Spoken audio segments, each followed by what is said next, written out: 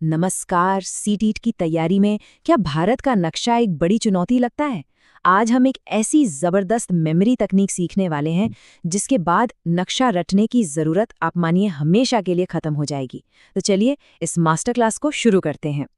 सच बताइएगा, क्या परीक्षा के लिए पूरे भारत का नक्शा याद करना बहुत भारी काम लगता है? अगर जवाब हाँ है तो फिक्र की कोई बात नहीं, ज्यादातर लोगों को ऐसा ही लगता है। लेकिन सोचिए, क्या हो अगर रट्टा मारने की जगह हम एक मजेदार हैक का इस्तेमाल करें? आज हम वही स्मार्ट तरीका सीखने वाले हैं। ये रहा हमारी आज की यात्रा का पूरा रोड मैप। हम पहले समझेंगे कि रटना क्यों मुश्किल है, फिर ह्यूमन बॉडी हैक को अनलॉक करेंगे, फिर जमीन और पानी की परतें जोड़ेंगे, पड़ोसियों और संसाधनों को समझेंगे, और आखिर में मैं आपको एक ऐसा 5 दिन का मास्टर प्लान दूंगा जिससे इस पर पकड़ बनाना एकदम आसान हो जाएगा।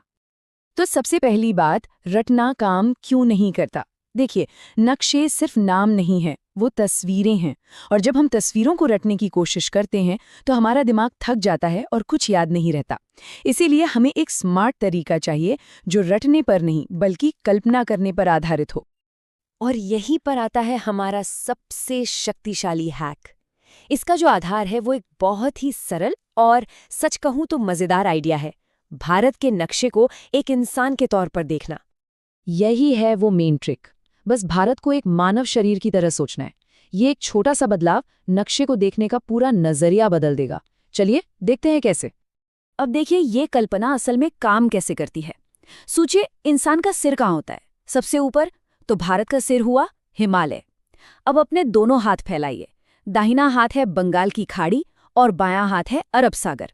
हमारी छाती, वो है गंगा यमुना के विशाल उत्तरी मैदान। पेट वाला हिस्सा हो गया दक्कन का पठार। और हमारे पैर, वो कन्याकुमारी पर आकर खत्म होते हैं। और जूते के ठीक नीचे वो है हिंद महासागर। बस एक बार इसे ऐसे विजुलाइज कर लिया तो नक्शा दिमाग में छप जाएगा। अच्छा, आगे बढ़ने से पहले एक बुनियादी सा नियम पक्का कर लेते हैं। नक्शे में हमेशा ऊपर की तरफ उत्तर, नीचे दक्षिण, जहां से सूरज उगता है वो पूर्व और जहां डूबता है वो पश्चिम। ये तो हमें हमेशा याद रखना है। ठीक है, तो अब हमारे पास शरीर का एक ढांचा तैयार है।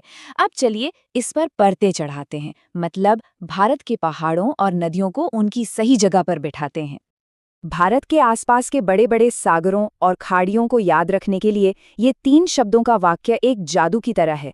बस इतना याद रखना है: अरब बाएं, बंगाल दाएं, हिंद नीचे। इससे अरब सागर, बंगाल की खाड़ी और हिंद महासागर की जगह को लेकर कभी कोई कंफ्यूजन नहीं होगा। नदियों को लेकर अक्सर ये उलझन होती है कि कौन सी नदी पूरब में बहती है और कौन सी पश्चिम में। इसका भी एक बहुत आसान तोड़ है। जो नदियां पश्चिम में बहती हैं उनके लिए याद रखिए ना ता अरब, यानी नर्मदा और ताप्ती अरब सागर में गिरती हैं। और जो पूरब की ओर बहती हैं उनके लिए है गो क्रे कामा बंगाल, यानी गोदावरी, कृष्णा, कावेरी और महानदी बंगाल की खाड़ी में। है ना एकदम आसान। तो हमने नक्शे के प्राकृतिक शरीर को तो समझ लिया है। चलिए अब इसमें थोड़ी जान डालते हैं और भारत के पड़ोसियों और यहाँ उगने वाली मुख्य फसलों को इस नक्शे में जोड़ते हैं। पड़ोसी देशों को क्रम में याद रखने के लिए घड़ी की सुई वाला रूल सबसे अच्छा है। उत्तर पश्चिम से शुरू करके बस घड़ी की दिशा में घूमना है। इसका फॉर्मूला है पा अफचीन ने भूबा म्या, यानी पाकिस्तान, अफगानिस्तान, चीन, नेपाल, भूटान, बांग्लादेश और म्यांमार। इस ट्रिक से ये क्रम कभी नहीं भूलेगा। फसलों को भी मौसम से जोड़कर आसानी से याद रखा जा सकता है। खरीफ यानी बारिश की फसलें, उनका कोड है धान, माँ, कपास, मतलब धान, मक्का और कपास।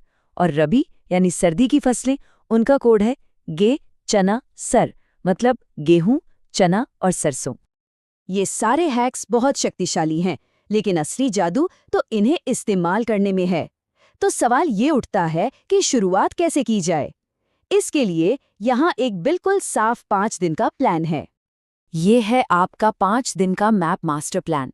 पहले दिन सिर्फ दिशाएं और समुद्र, दूसरे दिन नदी सिस्टम, तीसरे दिन पहाड़ और पठार, चौथे दिन पड़ोसी देश और 5वें दिन फसलें और जंगल। ये एक बहुत ही व्यवस्थित तरीका है जिससे सब कुछ बिना किसी बोझ के याद हो जाएगा। और सबसे अच्छी बात जानते हैं क्या है? इस पूरे पावरफुल सिस्टम में महारत हासिल करने के लिए आपको घंटों पढ़ाई नहीं करनी है, रोजाना सिर्फ 10 मिनट देने हैं। बस इतनी सी रेगुलरिटी आपको इस टॉपिक का एक्सपर्ट बना देगी। तो इस पूरी चर्चा का सार बस इतना सा है, नक्शे को कभी रटना नहीं है, इसे एक शरीर और एक कहानी बनाना है। जब हम जानकारी को एक कहानी में पिरोते हैं तो वो अपने आप याद हो जाती है। ये सीखने का सबसे नेचुरल और सबसे असरदार तरीका है।